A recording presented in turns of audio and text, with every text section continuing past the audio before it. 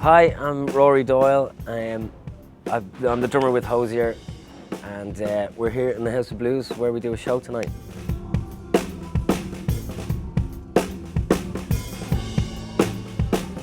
I started playing drums when I was really young because my dad was a drummer, and so I guess I just started setting up his drums and knocking around on them since I was about 6 years old.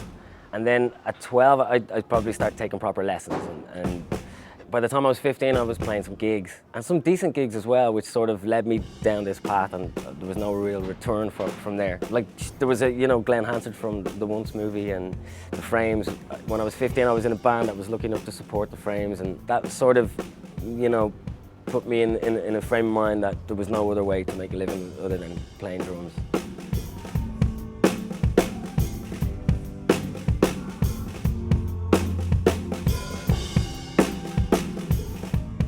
I started playing with Hozier pretty much about this time last year. I was driving home from work in this college that I was teaching drums at, and I hear Take Me to Church, and I simply hadn't heard anything as good as that on a radio. I can't remember when I heard something as good as that, so I had to pull the car over and hone in and find out who the guy was. And about 2-3 weeks later, I got a phone call from a friend of mine who's a producer. And he said he was working with this artist, and they needed somebody to come in and play some drums and speed up the process. And then he told me it was Hozier, so I was like, man, I love that song, I'll be there in 5 minutes. I missed out on Church, I missed out on Eden, and then played on most of the rest of the record. And had a great time, really good chemistry in the studio with Andy. And he asked me maybe a month later to be part of the live setup. Luckily and thankfully, a window came about in July of last year. And I came on board, and I've pretty much been on the road ever since, and having a great time.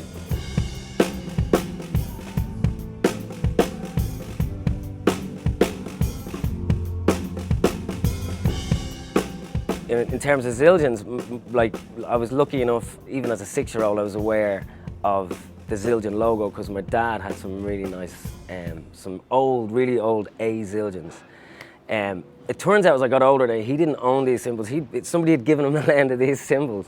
But I had them for a decade, like from 10 years of age up to about 18. I got really used to high quality cymbals as a kid and totally fell in love with Zildjian. And then one day the cymbals disappeared. He gave them back to this guy instead of offering him money or even allowing me to offer him the money.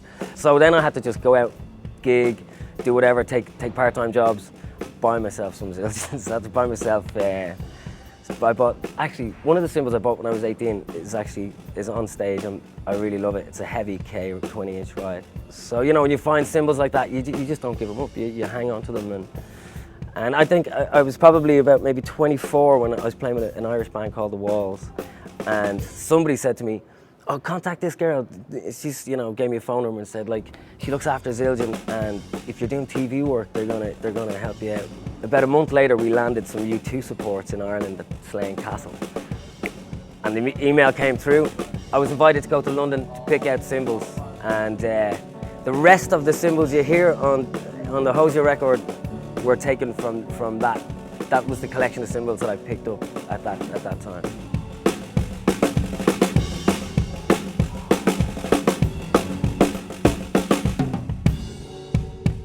So the K hi-hats, right? They're just 14 Ks. I got a heavy 20-inch K ride.